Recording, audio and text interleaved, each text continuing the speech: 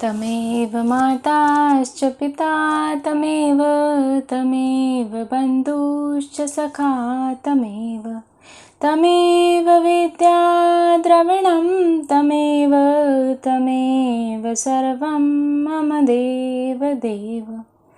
हमने कल गीता का पाठ शुरू किया है और हमने कल पढ़ा था कि गीता की जो ज्ञान है वो अपरिमित है। मतलब गीता के ज्ञान को यह नहीं कहा जा सकता कि बस गीता का ज्ञान यही है।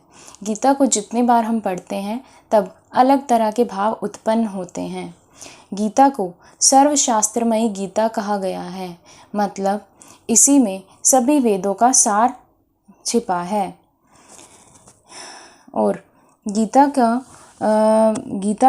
भगवान को बहुत प्रिय है। जो गीता का अध्ययन करता है वह भगवान का प्रिय बन जाता है। गीता को गंगा स्नान और गायत्री से भी बढ़कर बताया गया है, क्योंकि गंगा स्नान और गायत्री से सिर्फ गायत्री मंत्र का जाप करने से सिर्फ मनुष्य खुद ही तर सकता है, लेकिन गीता का अध्ययन करने से वह न स्वयं खुद तरता है बल्कि औरों को भी इस संसार से तरा सकता है।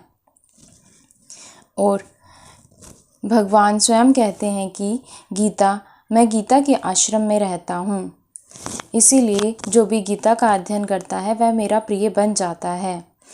गीता स्वयं श्री कृष्ण ने अपने मुख से कही है, जबकि बाकी सभी वेदों का जो लेखन है वो ब्रह्मा जी ने किया है और ब्रह्मा जी भगवान की नाभि से उत्पन्न हुए थे। और इसमें टोटल 700 श्लोकों को पूरे 18 अध्यायों में विभक्त करके मतलब इसमें टोटल 18 अध्याय हैं और उनमें 700 श्लोक हैं। और यह महाभारत में के अंदर सब लिखा हुआ है। आज हम पढ़ने जा रहे हैं गीता का तात्पर्य। गीता ज्ञान का अथाह समुद्र है। इसके अंदर ज्ञान का अनंत भंडार भरा पड़ा है। इसका तत्व समझाने में बड़े बड़े दिग्विजयी विद्वान और तत्वालोचक महात्माओं की वाणी भी कुंठित हो जाती है, क्योंकि इसका पूर्ण रहस्य भगवान श्री कृष्ण ही जानते हैं।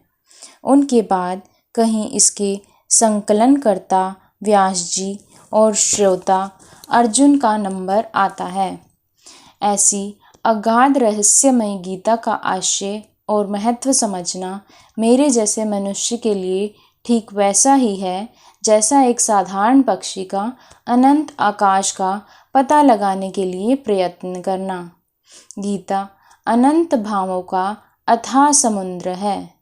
रत्नाकर में गहरा गोता लगाने पर जैसे रत्नों की प्राप्ति होती है, वैसे ही इस गीता सागर में गहरी डुबकी लगाने से जिज्ञासाओं को नित्य नूतन विलक्षण भाव रत्न राशि की उपलब्धि होती है।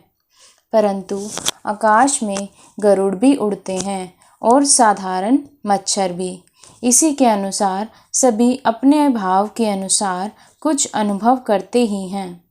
अतएव विचार करने पर प्रतीत होता है कि गीता का मुख्य तात्पर्य अनादिकाल से अज्ञानवश संसार समुद्र में पड़े हुए जीव को परमात्मा की प्राप्ति करवा देने में है।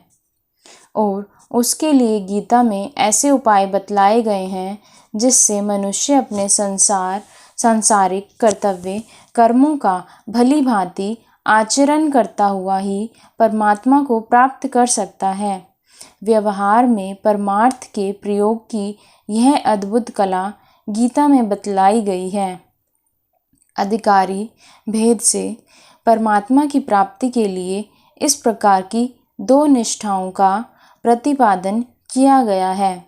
वे 2 निष्ठाएं हैं, ज्ञान निष्ठा यानी सांख्य योग और योग निष्ठा यानी कर्म योग। यहाँ यह प्रश्न होता है कि प्राय सभी शास्त्रों में भगवान को प्राप्त करने में 3 प्रधान मार्ग बतलाए गए हैं, कर्म, उपासना और ज्ञान। ऐसी दशा में गीता में 2 निष्ठाएं कैसे मानी हैं?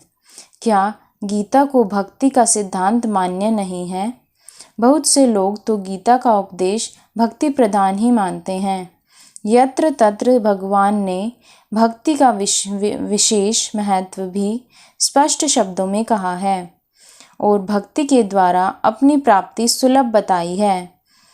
इसका उत्तर यह है कि शास्त्रों में कर्म और उनके ज्ञान के अतिरिक्त जो उपासना का प्रकरण आया है, वह उपासना इन्हीं दो निष्ठाओं के अंतर्गत है। जब अपने को परमात्मा से अभिन्न मानकर उपासना की जाती है तो वह संख्यानिष्ठ के अंतर्गत आ जाती है और जब भेद दृष्टि से की जाती है तो वह योग निष्ठा के अंतर्गत मानी जाती है। सांख्य निष्ठा और योग निष्ठा में यही मुख्य अंतर है।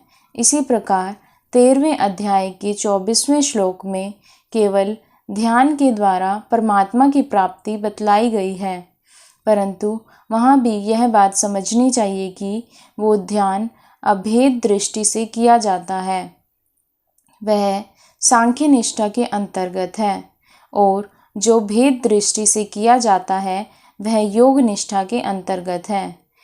गीता ने भक्ति को भगवत प्राप्ति का प्रधान साधन माना है। लोगों की यह मान्यता भी ठीक ही है। गीता ने भक्ति को बहुत ऊंचा स्थान दिया है और स्थान स्थान पर अर्जुन को भक्त बनने की आज्ञा भी दी है, परंतु गीता ने निष्ठाएं दो ही मानी हैं। इसमें भक्ति योग निष्ठा में शामिल है, क्योंकि भक्ति में द्वैत्व भाव रहता है। इसीलिए ऐसा मानना युक्ति विरुद्ध भी नहीं कहा जा सकता। भक्ति किस प्रकार योग निष्ठा के साथ मिली हुई है, इस पर आगे चलकर विचार किया जाएगा। अस्तु।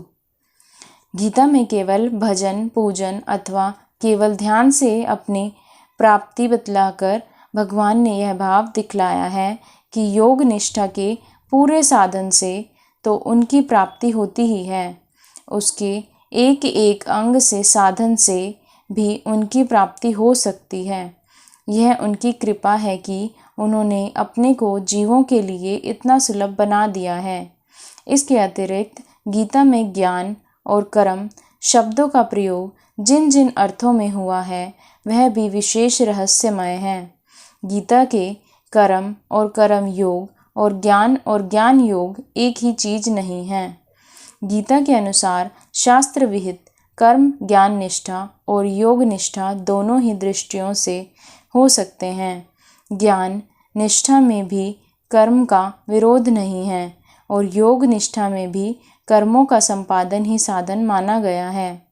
उसका स्वरूप से त्याग उल्टा बाधक माना गया है। दूसरे अध्याय के 47वें से लेकर 91वें श्लोक तक और तीसरे अध्याय के 19वें से और चौथे अध्याय के 42वें श्लोकों में अर्जुन को योग निष्ठा की दृष्टि से कर्म करने की आज्ञा दी गई है और तीसरे अध्याय के 28वें और 5वें अध्याय के 8वें 9वें 13वें श्लोक में यानी ज्ञान निष्ठा की दृष्टि से कर्म करने की बात कही गई है। सकाम कर्म के लिए किसी भी निष्ठान में स्थान ही नहीं है। सकाम कर्मियों को तो भगवान ने तुच्छ बुद्धि बतलाया है। ज्ञान का अर्थ भी गीता में ही केवल ज्ञान योग ही नहीं है। फल रूप ज्ञान तो सब प्रकार के साधनों का फल है, तो ज्ञान निष्ठा और योग निष्ठा दोनों का फल है और जिसे यथार्थ ज्ञान और तत्व ज्ञान भी कहते हैं, उसे भी ज्ञान शब्द से ही कहा है। चौथे अध्याय के 24वें और 25वें में उत्तरार्थ में ज्ञान योग का वर्णन किया गया है और इसी अध्याय के 36वें 39वें समेत कर्म फल स्वरूप इसका वर्णन है। इसी प्रकार अनंतर भी प्रसंगानुसार समझ लेना चाहिए। अब सांख्य निष्ठा और योग निष्ठा क्या स्वरूप है, इन दोनों में क्या अंतर है, उनके कितने और कौन कौन से अभ्यंतर भेद हैं तथा दोनों निष्ठाएं स्वतंत्र हैं अथवा परस्पर सापेक्ष हैं, इन निष्ठाओं के कौन कौन अधिकारी हैं इत्यादि विषयों पर संक्षेप में विचार किया जा रहा है। सांख्यनिष्ठा और योगनिष्ठा स्वरूप। संपूर्ण पदार्थ मृग तृष्णा के जल की भांति अथवा स्वप्न की दृष्टि से सदृश मायामय होने से माया के कार्य रूप संपूर्ण गुण ही गुणों में बतरते हैं। इस प्रकार समझकर मन, इंद्रिय और शरीर के द्वारा होने वाले समस्त कर्मों के कर्तापन के अभिमान से सहित होना तथा सर्वव्यापी सच्चिदानंद घन परमात्मा के स्वरूप में एक ही भाव से नित्य स्थित रहते हुए एक सच्चिदानंद वासुदेव की सिवा अन्य किसी के अस्तित्व का भाव न रहना, यह तो सांख्य निष्ठा है। ज्ञान योग और कर्म संन्यास भी इसी के नाम हैं और सब कुछ भगवान का समझकर सिद्धि असिद्धि में समभाव रखते हुए आसक्ति और फल की इच्छा का त्याग करके भगवान आज्ञा अनुसार सब कर्मों का आचरण करना अथवा श्रद्धा भक्ति पूर्वक मन, वाणी और शरीर से सब प्रकार भगवान की शरण में होकर नाम गुण प्रभाव सहित उसके स्वरूप का निरंतर चिंतन करना, यह योग निष्ठा है। इसी का भगवान ने सम तत्व योग, बुद्धि योग, तदर्थ कर्म, मधर कर्म एवं सात्विक त्याग एवं आदि नामों से उल्लेख किया है। योग निष्ठा में सामान्य रूप से और प्रधान रूप से भक्ति रहती ही है। गीतोक्त योग निष्ठा भक्ति से शून्य नहीं है। यहाँ भक्ति एवं भगवान का स्पष्ट शब्दों में उल्लेख नहीं है, वहाँ भी भगवान की आज्ञा का पालन तो ही है। इस दृष्टि से भक्ति का संबंध वहाँ भी है। ज्ञान निष्ठा साधन के लिए भगवान ने अनेक युक्तियाँ बतलाई हैं और उन सब का फल एक सच्चिदानंदन परमात्मा की प्राप्ति ही है। ज्ञान योग के अवान्तर भेद कई होते हुए भी उन्हें मुख्य 4 विभागों में बांटा जा सकता है। जो कुछ है वह ब्रह्म ही है। जो कुछ दृश्य वृग प्रतीत होता है वह मायामय है। वास्तव में एक सच्चिदानंदन घन ब्रह्म के अतिरिक्त और कुछ भी नहीं है। जो कुछ प्रतीत होता है वह सब मेरा स्वरूप ही है, मैं ही हूँ। जो कुछ प्रतीत होता है वह मायामय है, अनित्य है, वास्तव में है ही नहीं, केवल एक नित्य चेतन आत्मा मैं ही हूँ। इनमें से पहले 2 साधन तत्वमसि महावाक्य के तत् पद की दृष्टि से हैं और पिछले 2 साधन त्वम पद की दृष्टि से हैं। इन्हीं का स्पष्टीकरण इस प्रकार किया जा सकता है कि इस चराचर जगत में जो कुछ प्रतीत होता है वह ब्रह्म ही है। कोई भी वस्तु एक सच्चिदानंदन घन परमात्मा से भिन्न नहीं है। कर्म के साधन एवं उपकरण एवं स्वयं कर्ता सब कुछ ब्रह्म ही है। जिस प्रकार समुद्र में पड़े हुए बर्फ के ढलों के बाहर और भीतर सब जगह जल ही जल है, व्याप्त है तथा वे ढेले स्वयं ही जल रूप ही हैं, इसी प्रकार समस्त चराचर भूतों के बाहर भीतर एकमात्र परमात्मा ही परिपूर्ण है और उन समस्त भूतों के रूप में वे ही हैं। जो कुछ यह दृश्य वर्ग है उसे मायामय, क्षणिक, नाशवन समझकर इन सब का अभाव करके केवल उन सब के अधिष्ठान रूप एक सच्चिदानंद घन परमात्मा ही है और जो कुछ भी नहीं है, ऐसा समझते हुए मन बुद्धि को भी परम ब्रह्म में तद्रूप कर देना एवं परमात्मा में एक ही भाव से स्थित होकर उसे अपरोक्ष ज्ञान द्वारा उसमें एकता प्राप्त कर लेना।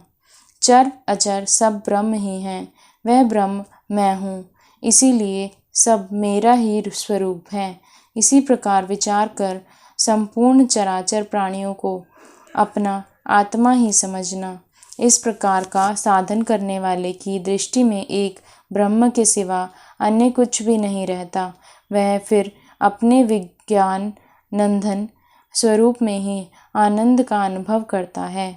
जो कुछ भी यह मायामय तीनों गुणों का कार्य रूप दृश्य वर्ग है, उसको और इसके द्वारा होने वाली सारी क्रियाओं को अपने से पृथक, नाशवान एवं अनित्य समझना तथा इन सब का अनंत अभाव करके केवल भाव रूप आत्मा का ही अनुभव करना। इस प्रकार की स्थिति प्राप्त करने के लिए भगवान ने गीता में अनेक युक्तियों से साधक को जगह जगह यह बात समझाई है कि आत्मा दृष्टा, साक्षी, चेतन एवं और नित्य है तथा यह देह आदि जड़ दृश्य वर्ग है। जो कुछ प्रतीत होता है अनित्य होने से असत है, केवल आत्मा ही सत्य है। इस बात को पुष्टि करने के लिए भगवान दूसरे अध्याय के 11वें से 30वें श्लोक तक नित्य, शुद्ध, बुद्ध, निराकार, निर्वाकार, अक्रिय, गुणातीत आत्मा के स्वरूप का वर्णन किया है। अभेद रूप से साधन करने वाले पुरुषों को आत्मा का स्वरूप ऐसा ही मानकर साधन करने से आत्मा का साक्षात्कार होता है। जो कुछ चेष्टा हो रही है गुणों में ही हो रही है। आत्मा का इससे कोई संबंध नहीं है। वह कुछ करता है ना वह करवाता है। ऐसा समझकर वह नित्य निरंतर अपने आप में एक ही अनंत आनंद का अनुभव करता है। उपर्युक्त ज्ञान योग के चारों साधनों में से पहले 2 साधन तो ब्रह्मा की उपासना से युक्त हैं एवं तीसरा एवं चौथा साधन अहंसंग्रह उपासना से युक्त है। यहाँ प्रश्न यह होता है कि उपर्युक्त चारों साधन व्यत्युधान अवस्था में करने के हैं या ध्यान अवस्था में, या वे दोनों ही अवस्थाओं में किए जा सकते हैं। इसका उत्तर यह है कि चौथे साधन के अंतिमवें जो प्रक्रिया 5वें अध्याय के 9वें श्लोक अनुसार बतलाई गई है, यह तो केवल व्यवहार काल में करने की है, और दूसरे साधन के आरंभ में 5वें अध्याय 17वें श्लोक के अनुसार जो साधन बताया गया है वह केवल ध्यान काल में किया जा सकता है। शेष प्राय दोनों ही अवस्थाओं में किए जा सकते हैं। यहाँ कोई यह पूछ सकता है कि पहले साधन में वासुदेव सर्वमिति जो कुछ दिखता है वह सब वासुदेव का ही स्वरूप है तथा सर्वभूत सिद्धम या मां भज्यतक त्वामास्थित जो पुरुष एक ही भाव में स्थित हुआ संपूर्ण भूतों में आत्मा रूप से स्थित मुझ सच्चिदानंदन घन वासुदेव को ही भजता है, उनका उल्लेख क्यों नहीं किया गया है। इसका उत्तर यह है कि ये दोनों श्लोक भक्ति के प्रसंग के हैं और दोनों में ही परमात्मा को प्राप्त हुआ पुरुष का वर्णन है, अतः इनका उल्लेख इस प्रसंग में नहीं किया जा गया। परंतु यदि कोई उनके ज्ञान के प्रसंग में लेकर इनको अनुसार साधन करना चाहे तो कर सकता है, ऐसा करने में कोई आपत्ति नहीं है। इस प्रकार ऊपर सांख्य निष्ठा के 4 विभाग किए गए हैं, उसी प्रकार योग निष्ठा के भी 3 मुख्य भेद बताए गए हैं, जो हम कल पढ़ेंगे।